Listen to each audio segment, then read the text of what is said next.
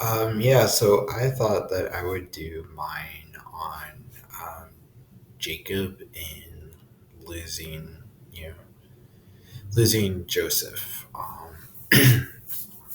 And so one of the, so in chapter 5, one of the paragraphs says, although grief does not follow any set pattern, assisting grievers of loss or trauma involves helping them recognize the value of what they have lost, whether a person, job, or sense of themselves is safe and loved.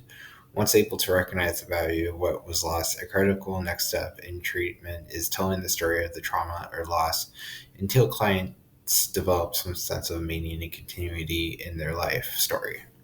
Rebuilding a sense of safety and connection is a third goal that applies to clients who have experienced trauma or loss.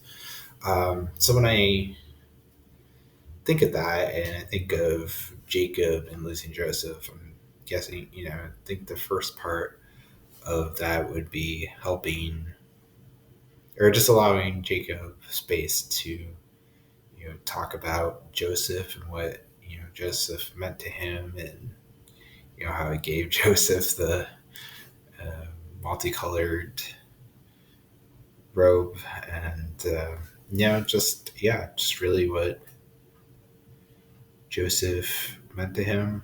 Um, and so I think the next part would be, probably, talking about, and obviously he didn't know that Joseph actually got sold into slavery in Egypt. He thought that Joseph died by getting torn up by a first animal. And I think there's probably a lot of trauma around that, a parent could have, anyone could have at the thought that, you know, a significant other is, gotten torn up by like an animal.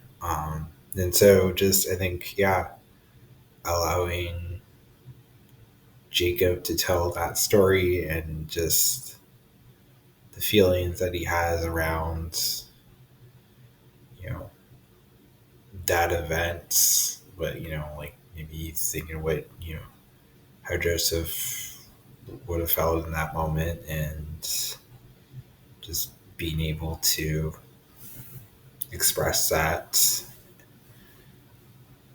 And then, the last part is rebuilding a sense of safety and connection. And so, if he has his other sons that, he can, you know, become closer with, build a better connection with, and, they can talk about, Joseph and everything like that.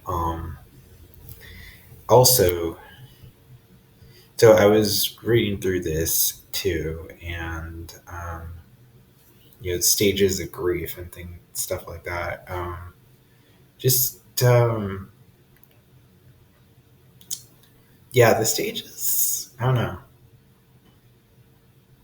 Didn't really seem all that helpful, but there's a lot of like stage theories.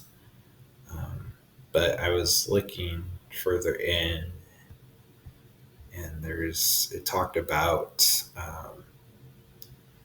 the interventions. Let me just.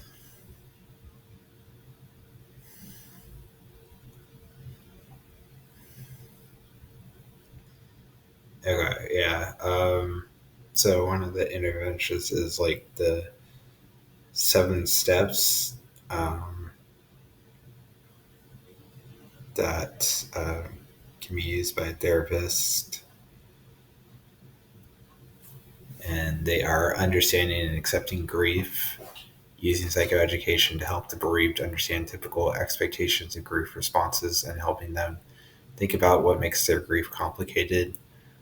Managing painful emotions, which also involves teaching the bereaved to track their grief on a 10-point scale and observe when it is low and when it is high. Planning for a meaningful future, which capitalizes on the dual process model by gently urging movement into restoration, orientation, and goal setting for the future, strengthening ongoing relationships by helping the bereaved identify at least one confidant in their social group to whom they can talk, telling the story of the death, five telling the story of the death, which is the primary focus of sessions that help reinforce emotional regulation, challenge avoidance, and build meaning making capacity. Six, learning to live with reminders by helping the bereaved identify and emotionally regulate when triggers are present. And seven, establishing an enduring connection with memories of the person who died by promoting continuing bonds. So I think that is a really that would be like a great way of helping Jacob find meaning in his loss of Joseph.